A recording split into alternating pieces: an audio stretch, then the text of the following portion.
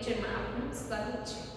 ગયા વિડિયોમાં આપણે એ જોયું હતું કે રેશમ સાથે ઘસતા આપણે આનું શું ઉત્પન્ન કરી શકતા હતા, વીજભાર। કઈ રીતે તો ઈ ક્યારે થતું હતું, જો કે અગાઉનું થોડુંક આપણે રિમાઇન્ડ કરીશું। જો કાચના સળિયાને તમે રેશમ સાથે ઘસો છો ત્યારે તેના વીજભારને ધન તરીકે લેવામાં આવે છે। કાચનો સળિયો છે એને રેશમ સાથે ઘસો એટલે કાચના સળિયાની અંદર કયો વીજભાર હશે, ધન। હવે શું કહે છે કે વીજભારિત કાચના સળિયાને પોલિથીન સાથે ઘસેલી પ્લાસ્ટિકની સ્ટ્રો નજીક લઈ આવવામાં આવે છે ત્યારે બંને વચ્ચે આકર્ષણ થાય છે। જ્યારે આ ધન વીજભાર છે એ કાચના સળિયાનો છે અને પોલિથીનનો વીજભાર ખ્યાલ નથી, પણ છતાંય બંને આકર્ષાય છે તો એ પોલિથીન છે કેવો વીજભાર ધરાવતો હશે, ઋણ। એટલે બે અસમાન વીજભાર હશે ત્યારે હંમેશા આકર્ષણ થશે અને જો સમાન વીજભાર હશે તો અપાકર્ષણ થશે। તો હવે અહીંથી આપણે આગળ જોઈશું વીજભારનું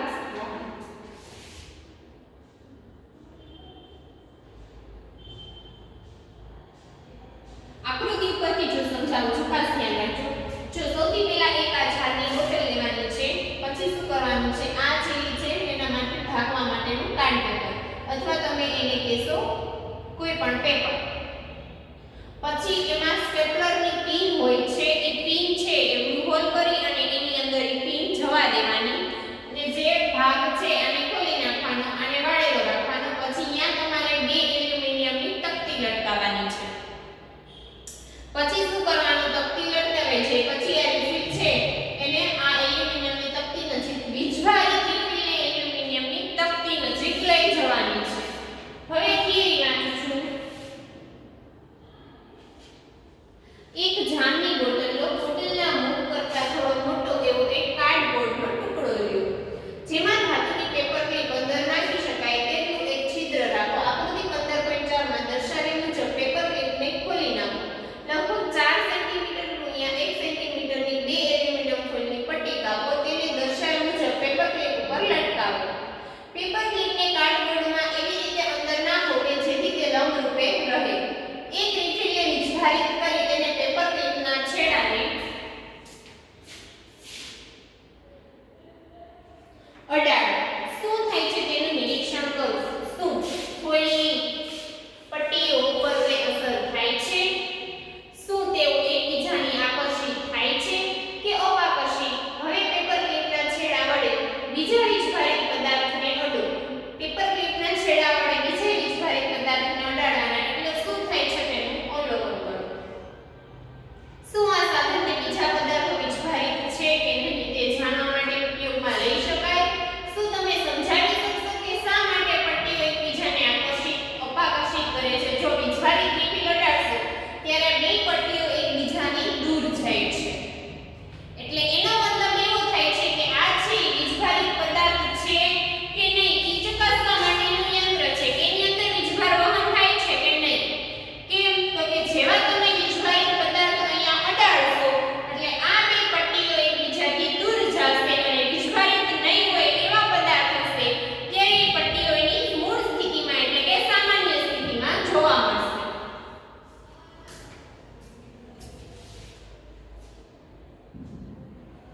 પેપર ક્લિપ મારફતે એલ્યુમિનિયમ ફોઇલની પટ્ટીઓને તે જ વીજભાર મળે છે। યાદ રાખો કે ધાતુઓ વિદ્યુતની સુવાહક હોય છે। જે પટ્ટીઓ સમાન વીજભાર ધરાવે છે તો તે એકબીજાને અપાકર્ષે છે અને એકદમ પહોળી થઈ જાય છે।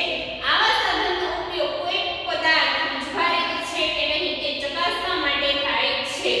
એટલે આપણે જો વીજભારિત પદાર્થ છે એની ક્લિપની નજીક લઈ જશું તો એલ્યુમિનિયમની ફોઇલની પટ્ટી છે એકબીજાને અપાકર્ષણ કરશે એટલે કે એકબીજાથી દૂર જશે। એટલે ઈ ચકાસવા માટે ઉપયોગ થાય છે। એટલે ઈ સાધનને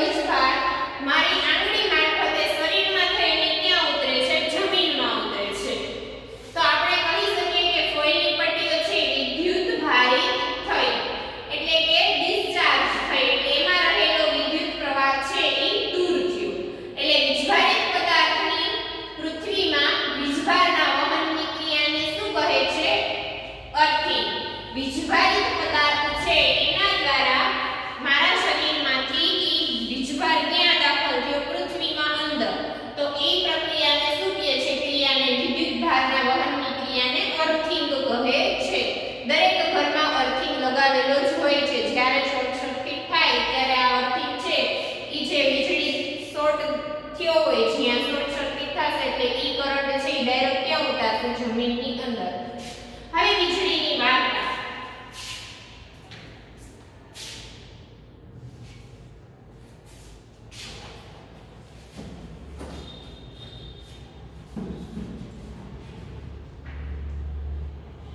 વીજળીની વાર્તા હવે જોશું આપણે. જો અહીંયા તમને એક આકૃતિ આપી છે કે અમુક વાદળો ઉપર રહેલા છે એ ધન વીજભાર ધરાવે છે અને પૃથ્વીનું આવરણ પણ ધન વીજભાર ધરાવે છે અને વચ્ચે જે વાદળ છે એની અંદર કેવો વીજભાર રહેલો છે? ઋણ વીજભાર. હવે એની થિયરી જોઈને સમજશું કે ઘસવાની ક્રિયાથી ઉત્પન્ન થતા વીજળીના સંદર્ભે હવે વીજળી વિશે સમજવું શક્ય છે. ધોરણ 7 માં તમે શીખ્યા છો કે ગાજવીજ સાથે તોફાન થતા હવાના પ્રવાહો ઉપર તરફ જાય છે. એટલે જે પૃથ્વી ઉપર પ્લસ વીજભાર છે એ હવાની સાથે ક્યાં હશે? ઉપરની તરફ જાય છે. જ્યારે પાણીના ટીપાં નીચે પડે છે આ ઝડપી હિલચાલથી વિદ્યુત ભારનું વિભાજન થાય છે એટલે છૂટા પડે છે. એક પ્રક્રિયા કે જે હજુ સુધી સમજી શકાતી નથી તેને કારણે વાદળો ઉપરની ધાર તરફ ધન વીજભાર, ઉપર ધન વીજભાર અને નીચેની ધાર તરફ ઋણ વીજભાર જમા થાય છે.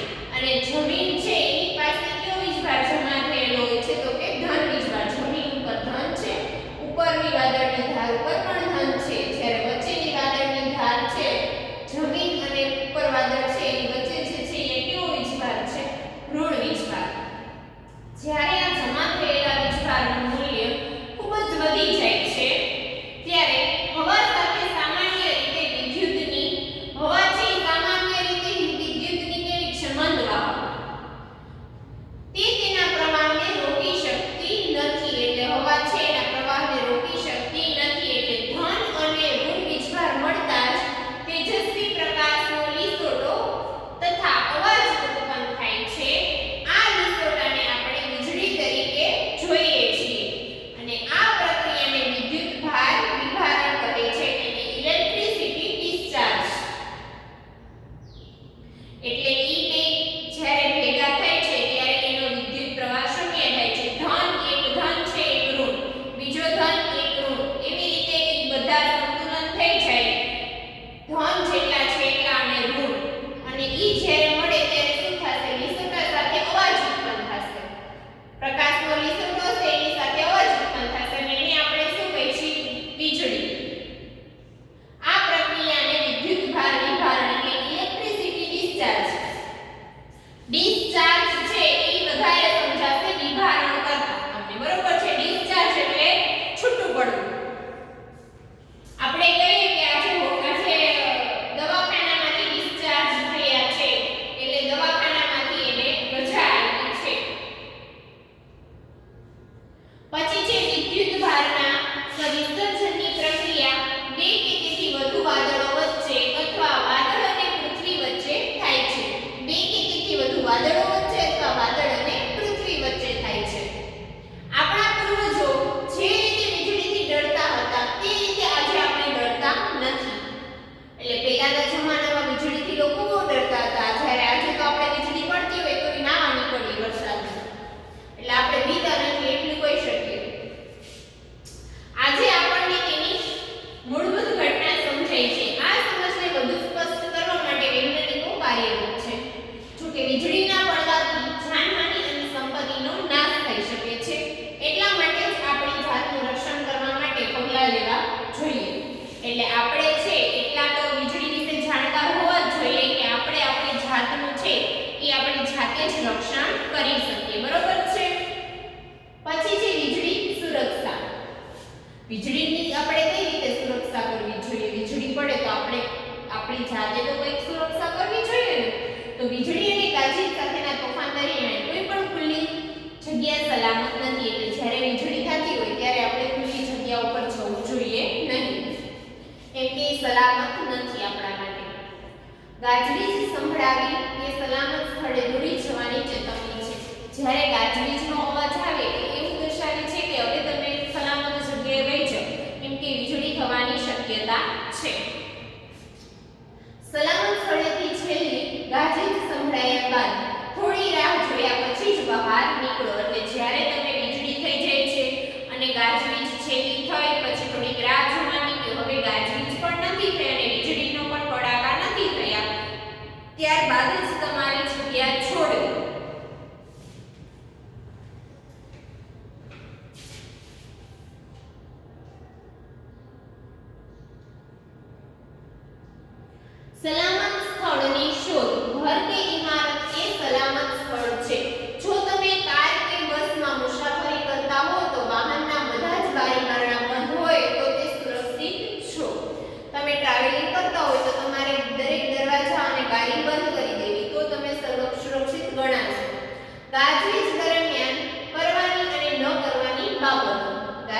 થતું હોય ત્યારે કઈ બાબત કરવી અને કઈ ન કરવી એનું ધ્યાન રાખવાનું છે. ખુલ્લા વાહનો ચલાવવી, મોટરસાયકલ, ટ્રેક્ટર, બાંધકામના મશીનો, ખુલ્લી ગાડીઓ સુરક્ષિત નથી. એટલે કે આવા વાહનો છે એના પર મુસાફરી ન કરવી, કેમ કે જ્યારે ગાજવીજ થતું હોય ત્યારે આ વાહનો સુરક્ષિત નથી.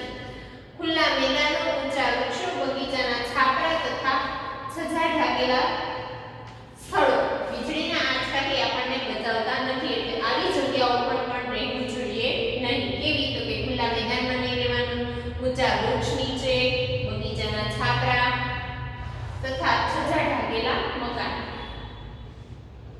ગાજવીજ સાથેના તોફાન દરમિયાન છત્રી સાથે લઈ જવી એ જરાય સલાહભર્યું નથી. જો તમને એમ હોય કે છત્રીથી આપણે ઉપર છત્રી રાખશું એટલે આપણને નુકસાન નહીં થાય, કઈ ગાજવીજ થતી હોય ત્યારે, તો એ સલાહભર્યું નથી. એટલે કે એનાથી કાંઈ ફેર પડશે નહીં, કેમ કે પવન એટલો ફૂંકાતો હોય તો છત્રીનું કાંઈ આવે નહીં. જો જંગલમાં હોય તો નીચે જ આશ્રય લેવો. જંગલમાં તમે હોય અને વરસાદ આવતો હોય તો જે નીચું વૃક્ષ છે એની જ નીચે તમારે આશ્રય લેવાનો, જેથી કરીને તમે છે એ વૃક્ષ છે એની નીચે ઊભા રહેશો, નીચા વૃક્ષ નીચે, તો તમે થોડું સુરક્ષિત મહેસૂસ કરશો.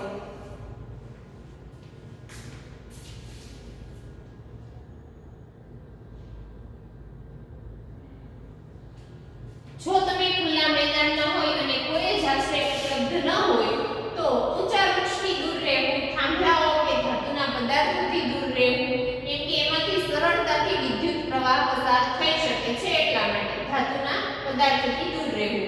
મેદાન પર આડા પડવું નહીં, જેના કારણે જમીન પર ઉભળક બેસી જવું. ઘૂંટણ પર હાથ રાખીને બે હાથ વચ્ચે માથું રાખી દેવું. આકૃતિમાં દર્શાવ્યું છે એ રીતે તમારે શું કરવું? મેદાન ખુલ્લું છે, આશ્રયનું કોઈ સ્થળ નથી, ત્યારે આવી રીતે તમારે બેસી જવાનું. આ સ્થિતિ તમારા પર હુમલો કરવા માટે તમને સૌથી નાનું લક્ષ્ય બનાવી દેશે. એટલે આવી રીતે બેસો તો તમે જે સ્થિતિ છે એમાં તમને નુકસાન સૌથી ઓછામાં ઓછું થશે.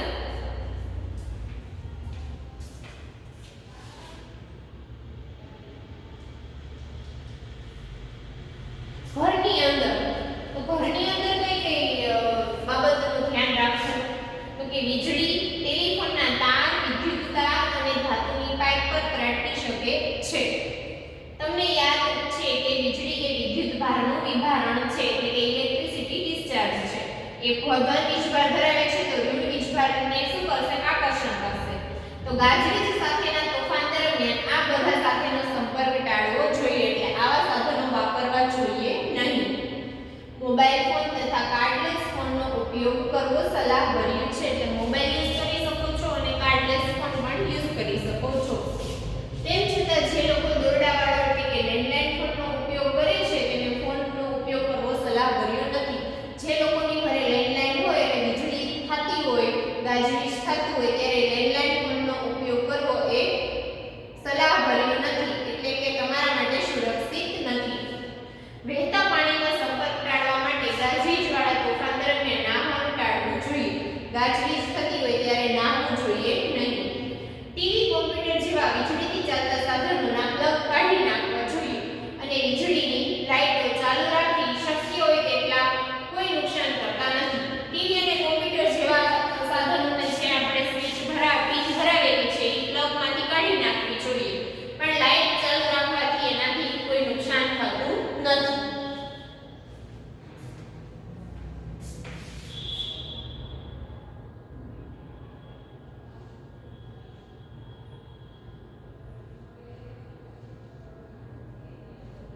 હવે છે વીજળીના વાહકો.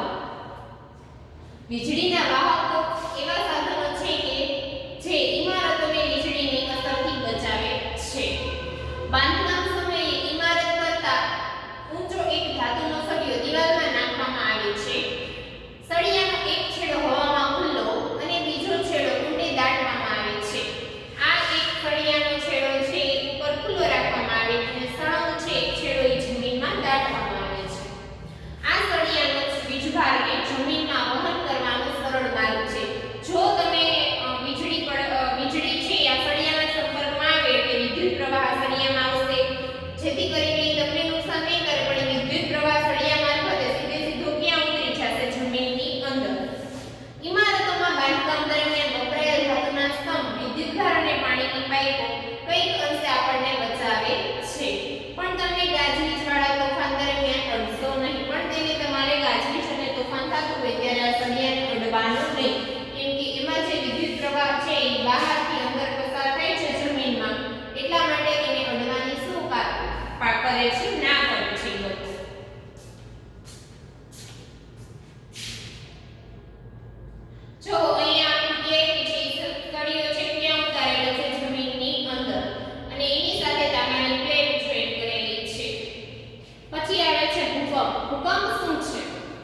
તો કે તમે હમણાં જ ગાજવીજ સાથેના તોફાન તથા વીજળી વિશે શીખ્યા. ધોરણ 7 માં તમે વાવાઝોડા વિશે શીખ્યા છો. આ પ્રાકૃતિક ઘટનાઓ મોટે પાયે જાનહાનિ અને સંપત્તિનું નુકસાન કરી શકે છે. નજીક જોકે કેટલાક અંશે આ ઘટનાઓનું પૂર્વાનુમાન કરી શકાય છે. કેટલાક વિસ્તારોમાં ગાજવીજ સાથેના તોફાનોની ચેતવણી હવામાન ખાતું કરી શકે છે. તોફાનની ચેતવણી હવામાન ખાતું કરી શકે છે. શેની મદદથી? તો કે ઉપગ્રહ દ્વારા આપણે જાણી શકીએ કે આ જગ્યાએ તોફાન આવવાનું છે, આ જગ્યાએ હોનારત થવાની છે. તો આપણે અગાઉ એને જાણ કરી શકીએ. જો ગાજવીજ સાથે તોફાન થાય તો તેની સાથે વીજળી તથા વાવાઝોડું થવાની પૂરી સંભાવના છે. માટે આપણે આ ઘટનાઓથી થતા નુકસાન સામે સલામતી સાથેના પગલાં લેવાનો સમય મળે છે. જો આવી આપણને અગાઉ થોડી માહિતી મળે તો આપણે શું કરીએ? આ ઘટનાથી નુકસાન થવાનું છે એના માટે આપણે સલામતી ભર્યા પગલાં લઈ શકીએ. પણ ક્યારે? જો આપણને ખ્યાલ હોય તો.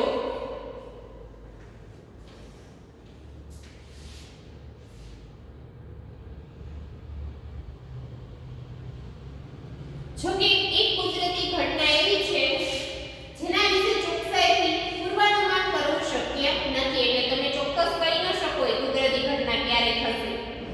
અને તે કઈ છે? તો કે ભૂકંપ છે. તે મોટા પાયે જાનહાનિ તથા સંપત્તિને નુકસાન કરી શકે છે. ભૂકંપ છે એ મોટા પાયે જાનહાનિ પણ કરે છે અને સંપત્તિને નુકસાન પણ કરે છે.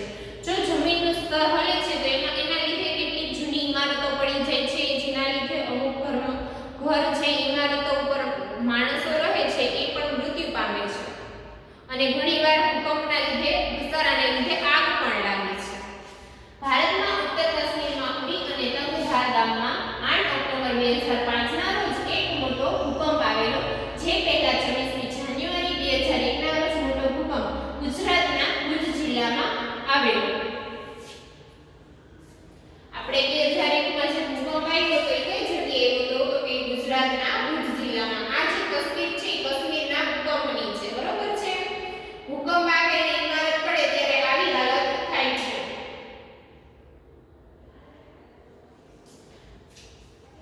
તમારા માતા-પિતાને આ ભૂકંપમાં થયેલી જાનહાનિની કુમારી વિશે પૂછો. તે દિવસોના સમાચાર પત્રો કે સામયિકોમાંથી ભૂકંપ દ્વારા થયેલા નુકસાનના થોડા ચિત્રો એકઠા કરો અને ભૂકંપ દરમિયાન અને તે પછી લોકોની વેદના વર્ણવતો એક અહેવાલ તૈયાર કરો. ભૂકંપ શું છે એ માટે તમારે એ આવે ત્યારે શું થાય છે તેની અસરોને ઘટાડવા શું કરવું જોઈએ? આ એવા થોડા પ્રશ્નો છે કે જેની આપણે નીચે ચર્ચા કરીશું. ભૂકંપ શું છે? કે પૃથ્વીનું અચાનક હલવું કે ધ્રુજવું એ ભૂકંપ છે. ખૂબ થોડા સમય સુધી થાય છે. પૃથ્વીના પેટાળમાં ખૂબ જ ઊંડે થતા વિક્ષોભને કારણે તે થાય છે. ભૂકંપ આવી પૃથ્વી પર દરેક સમયે થાય છે. એટલે પૃથ્વીના પેટાળની અંદર વિક્ષોભ ઉત્પન્ન થાય એટલે કે ડિસ્ટર્બન્સ થાય. પૃથ્વી ડિસ્ટર્બન્સ ક્યારે થાય? તમારા મગજ ડિસ્ટર્બ ક્યારે થાય? કોક તમને હેરાન કરે ત્યારે થાય. એવી જ રીતે પૃથ્વીની અંદર ગરમી ઉત્પન્ન થાય એના લીધે અંદર શું થાય? વિક્ષોભ ઉત્પન્ન થાય અને એ વિક્ષોભને કારણે છે પૃથ્વીનું સ્તરની જે ગરમી છે એ બહાર આવવા પ્રયત્ન કરે, જેના લીધે એ સ્તર શું થાય છે? હલે છે અને એને શું કહેવાય છે? ભૂકંપ. આ પૃથ્વીની દરેક ક્ષણે થાય છે. પણ જ્યારે એ અનુભવ આપણે ક્યારે કરી શકીએ કે એની તીવ્રતા વધારે હોય ત્યારે આપણને ભૂકંપ અનુભવાય છે.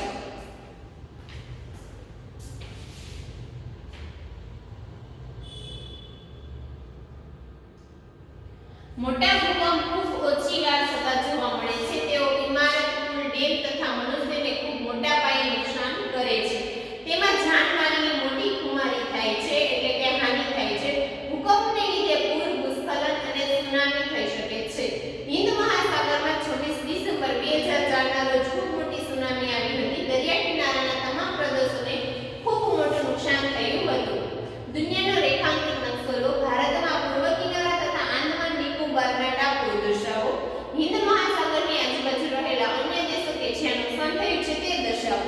તમારા માતા-પિતા, વડીલો કે અડોશ પડોશમાંથી ભારતના સુનામીને લીધે થયેલી બરબાદીની માહિતી મેળવો. પછી જે ભૂકંપ સાથી થાય છે એના વિશે જોશું.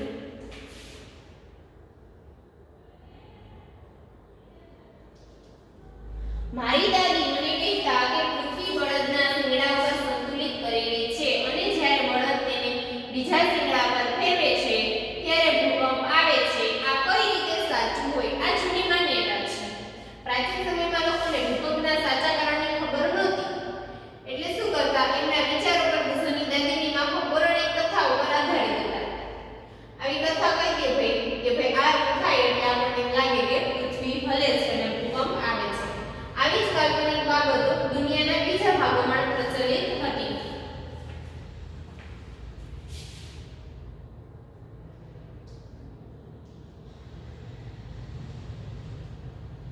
પૃથ્વીની અંદર શું ખલેલ પહોંચી શકે ઈ જોશું. હવે આપણે જાણીએ છીએ કે પૃથ્વીમાં સૌથી ઉપરનો પડ કે જેને પોપડો કહે છે, આ પોપડો છે બાર જે પેલું પડ છે એને તેની અંદર ખૂબ ઊંડાણમાં થતા વિક્ષોભને લીધે ધ્રુજારી થાય છે. એટલે ખૂબ ઊંડાણ એટલે અંદરનું પડ છે ત્યાં વિક્ષોભ થશે એટલે ધ્રુજારી થશે એટલે શું થશે, આ બહારનું પડ છે આવરણ છે અને આ પોપડો છે. તો પૃથ્વીનું સૌથી બહારનું પડ સળંગ નથી. કેમ સળંગ નથી ઈ જોઈએ. પૃથ્વીનું સૌથી બહારનું પડ છે પોપડો ઈ સળંગ નથી, ટુકડાઓમાં વિભાજિત થયેલું છે અને દરેક ટુકડાને પ્લેટ અથવા તકતી કહે છે. આ પ્લેટો સતત ગતિમાં હોય છે. જો અહીંયા જે આ બ્લેક કલરના સર્કલ આપ્યા છે એ બધી શું છે પ્લેટો. આપણો દેશ પૃથ્વીની સપાટી પર આ દોરેલો છે નકશો, પૃથ્વીનો ગોળો કયો તો એ પ્રમાણે આપણો દેશ અહીંયા આવેલો છે. એની સાથે બે તકતી જોઈન્ટ કરેલી છે. એક છે યુરેશિયન પ્લેટ જે આ રેડ, બ્લુ અને ગ્રીન છે. પછી એરેબિયન પ્લેટ છે આ છે અને ભારતીય પ્લેટ છે આ છે. ત્રણ પ્લેટ છે. હવે એ પ્લેટમાં કઈ રીતે શું થાય તો ભૂકંપની સ્થિતિ અનુભવાય એ છે.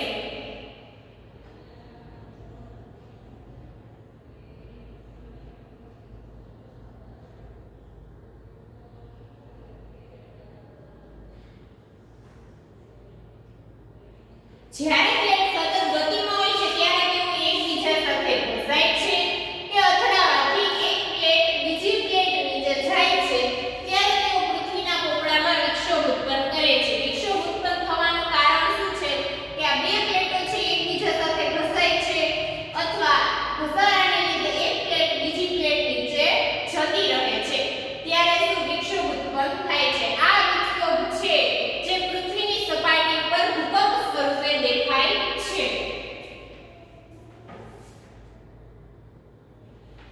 જો કે આપણે ભૂકંપ સાથી થાય છે તે ખાતરીપૂર્વક કહી શકીએ છીએ, છતાં તે ક્યાં અને ક્યારે થશે એ અનુમાન કરવું હજુ શક્ય નથી. જ્વાળામુખીના ફાટવાથી, પૃથ્વી પર ઉલ્કા પડવાથી કે ભૂગર્ભમાં ન્યુક્લિયર ધડાકાઓને લીધે પૃથ્વી પર ધ્રુજારી થઈ શકે છે. જો કે મોટા ભાગના ભૂકંપ પૃથ્વીની પ્લેટના હલનચલનને લીધે જ થતા હોય છે. કેટલાક ભૂકંપ પ્લેટોના હલનચલનથી થાય છે. આ પ્લેટોની ધાર ઉપર ભૂકંપ થઈ શકે તેવા સૌથી નબળા વિસ્તારો છે. આવા નબળા વિસ્તારોને સિસ્મિક કે ફોલ્ટ ઝોન કહે છે. જે નબળા વિસ્તારો છે એટલે એવા વિસ્તારો કે જ્યાં પ્લેટો સરળતાથી ઘસાય અથવા એકબીજા નીચે જતી રહે તો ઈ નબળા વિસ્તારને શું કહે છે સિસ્મિક કે ફોલ્ટ ઝોન કહે છે. એક માર્કમાં પૂછે કે સિસ્મિક ઝોન કોને કહે છે તો કે શું આવે ભૂકંપ પ્લેટના હલનચલનથી થાય છે. આ પ્લેટની ધાર ઉપર ભૂકંપ થઈ શકે તેવા સૌથી નબળા વિસ્તારો છે અને આ નબળા વિસ્તારોને શું કહે છે સિસ્મિક કે ફોલ્ટ ઝોન.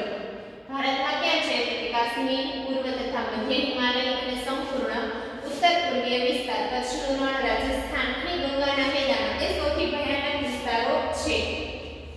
દક્ષિણ ભારતમાં કેટલાક વિસ્તારોનો પણ ભયજનક વિસ્તારમાં સમાવેશ થાય છે. દક્ષિણ ભારતમાં પણ ઘણા એવા વિસ્તાર છે કે જે સિસ્મિક ઝોનમાં આવે છે એટલે કે ભયજનક વિસ્તાર છે ભૂકંપ માટે. જ્યારે આપણે અહીંયા વાત કરી કાશ્મીર, પૂર્વ મધ્ય હિમાલય, ઉત્તર પૂર્વીય વિસ્તાર, કચ્છનું રણ, રાજસ્થાન અને ગંગાના મેદાનો. આ સ્થળ એવા છે જ્યાં ભૂકંપ આવવાની શક્યતાઓ વધારે હોય છે, ભયજનક વિસ્તાર છે.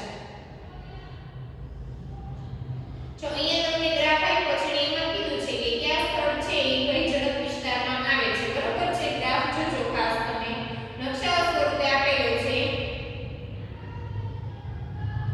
ભૂકંપની તીવ્રતાના મૂલ્યને માપક્રમ પર દેખાડતા એકમને રિક્ટર સ્કેલ કહે છે. એટલે કે ભૂકંપ માપવાનો એકમ કયો છે રિક્ટર સ્કેલ. ખરેખર વિનાશક હોય તેવા ભૂકંપની રિક્ટર સ્કેલ પણ તીવ્રતા 7 થી વધુ હોય છે. એટલે કે ભયાનક ભૂકંપ કોને કહેશો કે એની રિક્ટર સ્કેલમાં એનું માપ કેટલું દર્શાવે તમને 7 કરતા વધારે. હવે ભુજ અને કાશ્મીર બંનેમાં ભૂકંપની તીવ્રતા હતી કેટલાની હતી 7.5 ની એટલે બહુ જાનાની થઈ ગઈ. ભુજમાં 2001 માં કોઈ તમને મળે એ વ્યક્તિ કે જે ભુજમાં રહેતું હોય તો એને ખાલી પૂછી જોવાનું કે 2001 માં જે રહેતા હોય એને બચી ગયા હોય ને એ લોકો કે 2001 છે એવી સાલ છે ભુજ માટે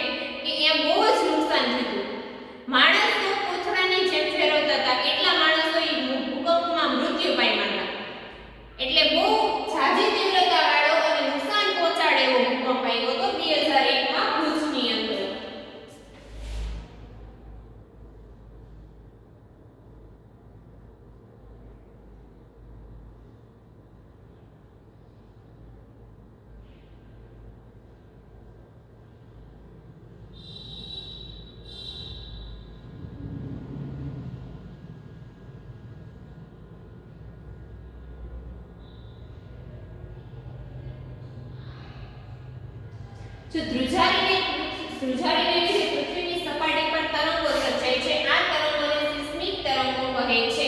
અહીંયા જે આકૃતિ આપી છે એમાં પૃથ્વીના પેટાળની અંદર જે કેન્દ્ર છે એની આગળ તરંગો રચાય છે અને ઈ તરંગ છે એને શું કહે છે? સિસ્મિક તરંગો. આ તરંગોને સિસ્મોગ્રામ નામના સાધન વડે નોંધવામાં આવે છે. આ સાધન આમ તો એક સાદો ધ્રુજારી માપે તેવો સળિયો કે લોલક હોય છે, જે અહીંયા દર્શાવ્યું છે. બરોબર છે?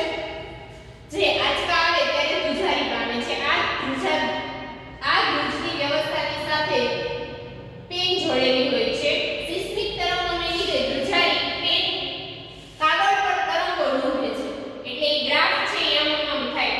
જો આની ફરતે શું છે? કાગળ વીટેલો છે અને આ શું કરે છે? ભ્રમણ કરે છે. ધ્રુજારી આવે એટલે પેન આમ આમ હલશે. એટલે શું ગ્રાફ જેવી રચના થશે, હાર્ટ બીટ જેવી. આપણા આ તરંગોના અભ્યાસથી વૈજ્ઞાનિકો ભૂકંપનો સંપૂર્ણ નકશો તૈયાર કરી શકે છે, જે આકૃતિ 15.14 માં દર્શાવેલો છે. તેઓ તેના વિનાશની તીવ્રતાનું અનુમાન પણ કરી શકે છે. હવે આકૃતિ જોશું આપણે એની.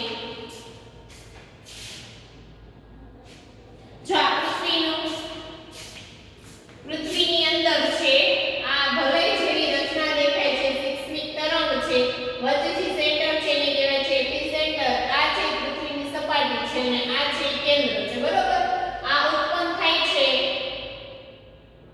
ધ્રુજારી એટલે આ કિરણો રચાય છે એની આજુબાજુ. એની આધારિત નક્કી કરે છે કે કેટલી તીવ્રતાનો ભૂકંપ છે. વિજ્ઞાનના અન્ય માપદંડની જેમ જ, જેમ કે ડેસિમલ પણ એક ઉદાહરણ છે. રિક્ટર સ્કેલ પર રૈખિક નથી. આનો મતલબ એ થયો કે 4 ની તીવ્રતાવાળા ભૂકંપ કરતા 6 ની તીવ્રતાવાળા ભૂકંપની તીવ્રતા 1.5 ગણી નથી. એટલે કે 4 ની તીવ્રતાનો ભૂકંપ કરતા 6 ની તીવ્રતાવાળા ભૂકંપની તીવ્રતા 1.5 ગણી નથી. હકીકતમાં તીવ્રતામાં તેનો વધારો થવો એનો મતલબ કે તેની વિનાશકતા 1000 ગણી વધુ હોય છે. આથી 6 ની તીવ્રતાનો ભૂકંપ 4 ની તીવ્રતાના ભૂકંપ કરતા 1000 ગણી વધુ વિનાશક શક્તિ ધરાવે છે. ભૂકંપ સામે રક્ષણ કઈ રીતે લેવું? તો આગળના પાના ઉપર જાણ્યું કે ભૂકંપનું પૂર્વાનુમાન થઈ શકતું નથી. આપણે એ પણ જોયું કે તે ખૂબ જ વિનાશક હોઈ શકે છે. એટલા માટે એ જરૂરી છે કે દરેક સમયે આપણે આપણી જાતના રક્ષણ માટે જરૂરી પગલાં લઈએ. સિસ્મિક ઝોનમાં રહેતા લોકો કે જ્યાં ભૂકંપની શક્યતાઓ વધુ એટલે વિનાશ ઉત્પન્ન કરે એવી જગ્યા છે, ત્યાં ભૂકંપની શક્યતાઓ ખૂબ જ વધુ હોય છે, ત્યાં લોકોએ વધારે તૈયાર રહેવું જોઈએ. સૌપ્રથમ તો આ વિસ્તારમાં રહેલી ઇમારતોની રચના એવી રીતે કરવી જોઈએ, એવી રીતે થયેલી હોવી જોઈએ કે તે મોટા આંચકાઓ સહન કરી શકે. ઇમારતો માટેની આધુનિક ટેકનોલોજી આ શક્ય કરી શકે. એટલે એવી ટેકનોલોજીથી પણ તમે ઇમારત બનાવી શકો કે ભૂકંપના આંચકાઓ સામે એમાં તમને રક્ષણ મળી રહે. ભૂકંપ સલામત હોય તેવા માળખા ઊભા કરવા એ સલાહ કર્યું છે. ભૂકંપથી આપણે સલામત હોય એવા માળખા ઊભા કરવા છે એ શું છે? સલાહ કર્યું. પછી છે યોગ્ય આર્કિટેક્ટ અને માળખાના આધારે ખાસ એન્જિનિયરનો સંપર્ક કરો. મકાન બનાવો છો તમે તો એના માટે તમારે એન્જિનિયરનો સંપર્ક કરીને બનાવો, જેથી કરીને તમે વ્યવસ્થિત બનાવી શકો અને તમને ભૂકંપ સામે રક્ષણ મળી રહે. ઉચ્ચ સિસ્મિક વિસ્તારોમાં ભારે બાંધકામ મટીરીયલ બદલે માટી અને લાકડાનો ઉપયોગ વધુ સારો છે. છાપરાઓને બને તેટલા હળવા રાખવા જોઈએ. કદાચ જો માળખું પડી ભાંગે તો મોટું નુકસાન થાય નહીં. એટલે છાપરાઓ છે એને હળવા રાખવા અને લાકડાનો ઉપયોગ કરવો, માટી અને લાકડાનો મટીરીયલના બદલે. બરોબર છે? કબાટ અને છાજલીઓ દિવાલ સાથે લગાવેલા રાખવા તો સારું પડે, જેથી તે સરળતાથી પડી ન જાય. એટલે દિવાલમાં ચિપકાવેલા રાખવા. આપણે કેમ હવે દિવાલમાં જ કબાટ કરે છે, પહેલા એક્સ્ટ્રા કબાટ લેતા.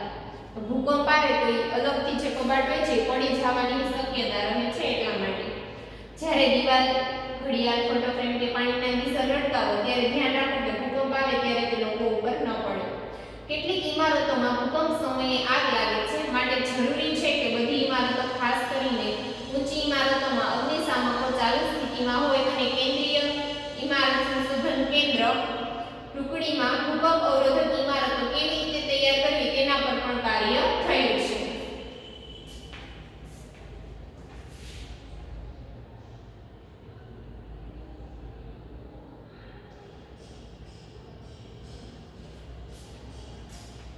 ગુજરાતમાં ભૂકંપ પર સંશોધન કરતી સંસ્થા ISR institute of seismology research Gandhinagar મુકામે આવેલ છે.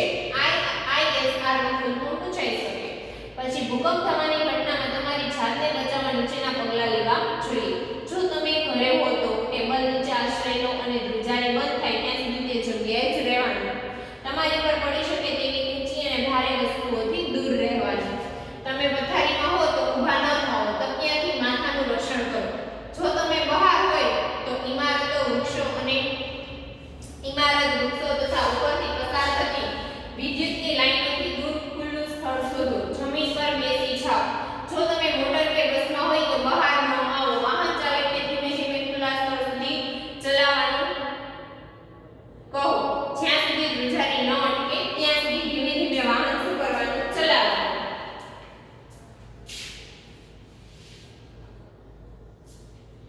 ત્યાં સુધી બહાર આવવાનું નહીં. ફોર વ્હીલ છે તો બધું બંધ કરી દેવાનું. ધ્રુજારી ન અટકે ત્યાં સુધી તેને ધીમે ધીમે ચલાવવાનું અને બહાર આવવાનું નહીં. તો અહીંયા તમારા ચેપ્ટર હવે પૂરું થાય છે. નેક્સ્ટ આપણે